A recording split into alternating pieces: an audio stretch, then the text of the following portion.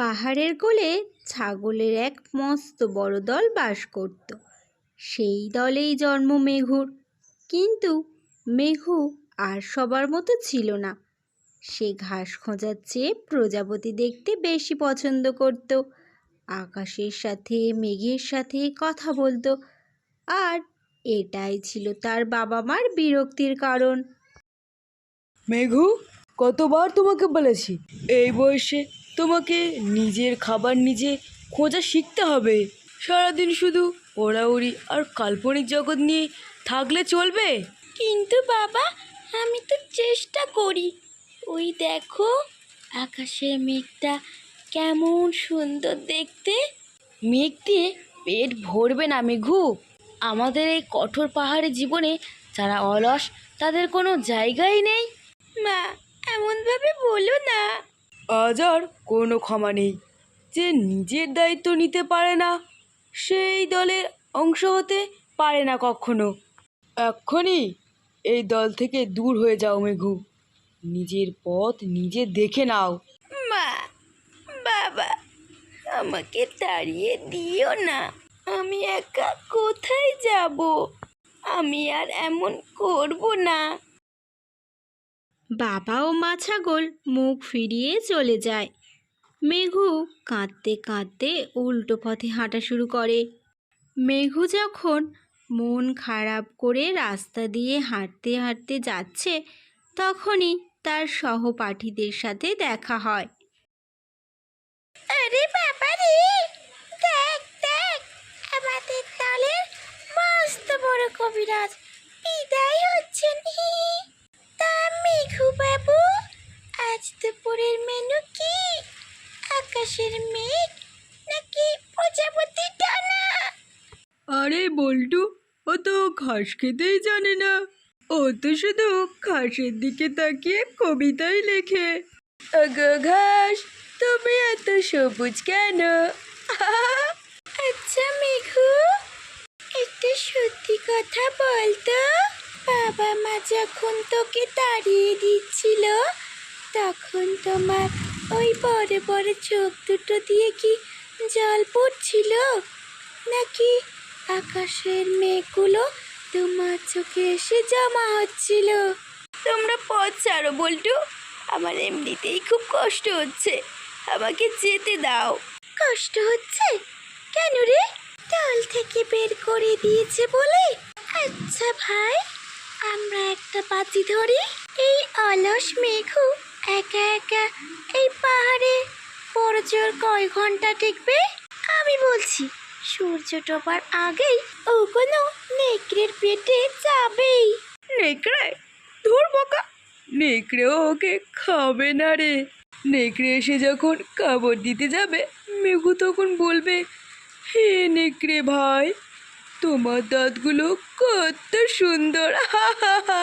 ওটা নিয়ে একটা গান গাই, আর নেকড়েটা আস্তে আস্তে মরে যাবে। সবাই মিলে একসাথে হা হা করে উচ্চস্বরে হাসতে থাকে।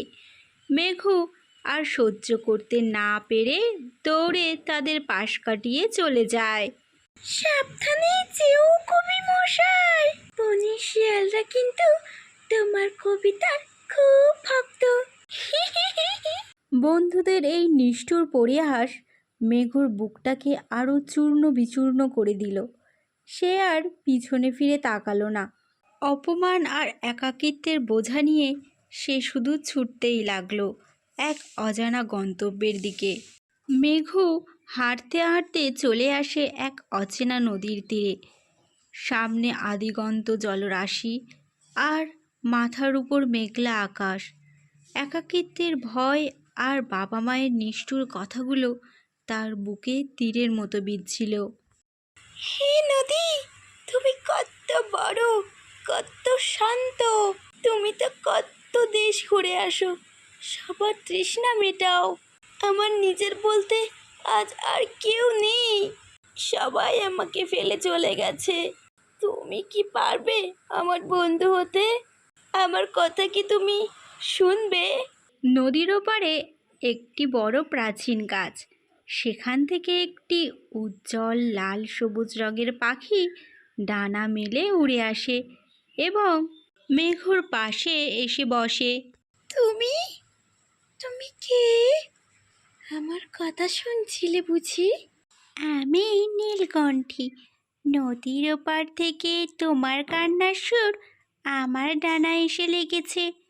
এই নদী হয়তো মুখে কথা বলে না, কিন্তু যারা মন দিয়ে শোনে তাদের সাথে সে আমার মতো বন্ধুদের কাছে পৌঁছে দেয়। তোমার কি হয়েছে? আমার বাবা মা আমাকে তাড়িয়ে দিয়েছে, বলেছে আমি অলস, আমি নাকি জীবনে কিছুই করতে পারবো না। বাবা মার অভিমান সাময়িক হতে পারে মেঘু, কিন্তু ডানা থাকলেই যেমন পাখি হওয়া যায় না, ওড়ার সাহসটা ভিতর থেকে থাকতে হয়। তোমার ভিতরের সাহসটাকেও জাগিয়ে তোলো। হঠাৎ নদীর জল তোলপাড় করে ওঠে। বুদবুদ কেটে ভেসে ওঠে এক বিশাল বৃদ্ধ কচ্ছপ। হা হা হা, খুব যে দুঃখের আসর বসিয়েছ তোমরা দুজন দেখছি। ওরে বাবারে, এটা আবার কি?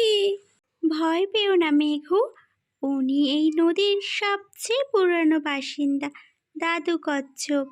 মেঘু, তোমার কথা আমি জলের তলা থেকেই শুনছিলাম। শুনলাম তোমার বাবা মা তোমাকে তাড়িয়ে দিয়েছে, কিন্তু আমি বলবো তারা তোমাকে তাড়িয়ে দেয়নি, বরং তোমাকে জীবনের অলস পার থেকে মুক্ত করে দিয়েছে। মুক্ত করে দিয়েছে? কিন্তু আমি তো একা হয়ে গেলাম। এই যে আমি 100 বছর ধরে এই নদীতে একা সাঁতার কাটছি, আমি কি একা? নদীর জল, মাছ, এই আকাশ সবাই আমার বন্ধু। জীবনের লড়াইটা প্রথমেই একাই লড়তে হয় মেঘু। যখন তুমি নিজে শক্ত হয়ে দাঁড়াবে, তখন দেখবে পৃথিবী তোমাকে আপন করে নিয়েছে।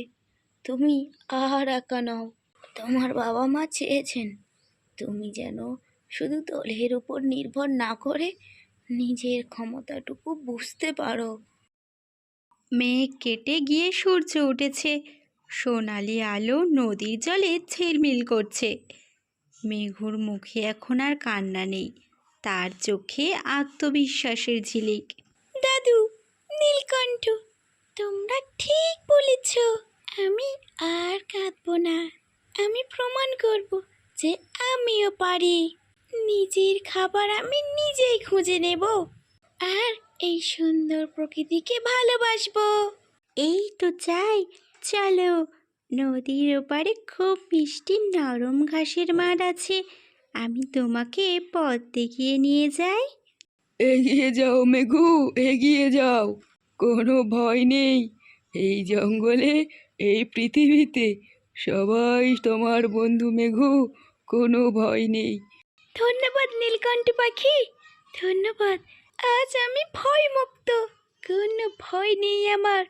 এই পৃথিবীতে সবাই আমার বন্ধু, আমি আর একা নই। ছোট্ট মেঘুর মনে আজ আর কোনো ভয় নেই, কারণ তার কাছে ছিল নীলকণ্ঠের গান আর জাদু কচ্ছপের জ্ঞান, আর এক বুক ভরা নতুন আত্মবিশ্বাস। ছোট্ট মেঘু বুকের মধ্যে অনেক আশা নিয়ে নতুন ভোরের আলোয় তার জীবনের নতুন পথ চলা শুরু করলো।